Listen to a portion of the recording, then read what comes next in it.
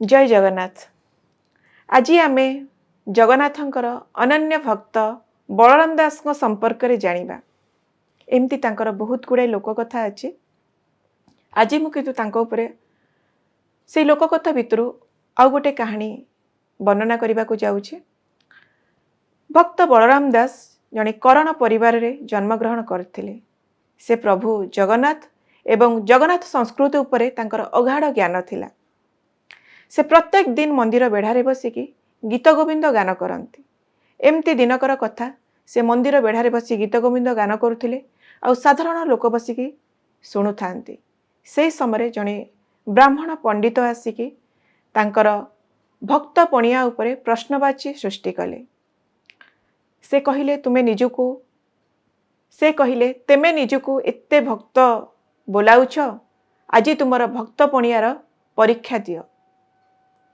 ये कथाटी बलराम दास को मन को बहुत आघात लगी। से कहिले मु प्रस्तुत अच्छी मोर भक्तपणर परीक्षा दवापाई, सबु से कालिया बुझीब।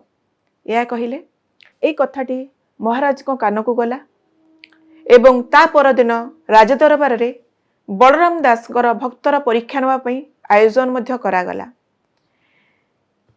सेठी गोटे पार्श्व पंडितगण एवं आउ गोटे पार्श्व बलराम दास को बसाई दिगला एवं तांको सम्मुखरे गोटे एपरी व्यक्ति को बसाई दिगला जी कि मानसिक विकारग्रस्त एवं बाक शक्ति नथिबा व्यक्ति जणे।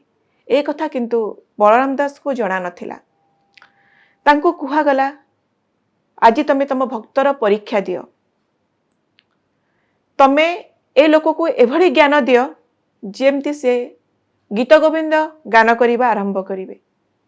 ता पूर्वरु बलराम दास प्रभु जगन्नाथ को स्मरण करी कहले, भगवान एटा तुम भक्तर परीक्षा नुहे, एटा तुम निजर परीक्षा। आज तुम भक्त को ए जो भक्त पणियार सम्मुखीन होगा पड़ी तार तुम्हें परीक्षा दियो। से कौन कले, भगवान को स्मरण करिकी संगे संगे से व्यक्तिर मुंड चारिपटे हाथ बुलाई आनले। आउ निमिषक मध्यरे जहाँ सेठी बसिथिबा दर्शक वृंद देखिले आपण शुणिले मध्य आश्चर्य होइजिबे। से बाक शक्ति नथिबा व्यक्ति जनक संगे संगे गीत गोविंद गान करिबा आरंभ करिदेले। आउ सेठी जेतिक दर्शक वृंद बसिथिले समस्त देखिके आश्चर्यचकित होई गले। ए की प्रकार भगवान कर चमत्कार। ए बाक शक्ति नथिबा व्यक्ति जनक केमिति हठात गीत गोविंद गान करिबा आरंभ करि दउचंती।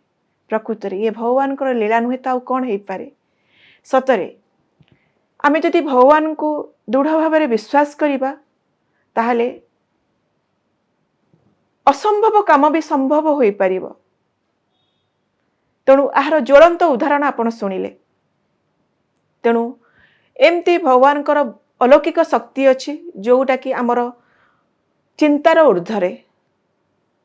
शेष में मुझे खाली कहवाई चाहिए, आमर दृढ़ विश्वास एवं भक्ति बल आमे भगवान ठारू सबकिछि पाई परिबा। जय जगन्नाथ सांग माने।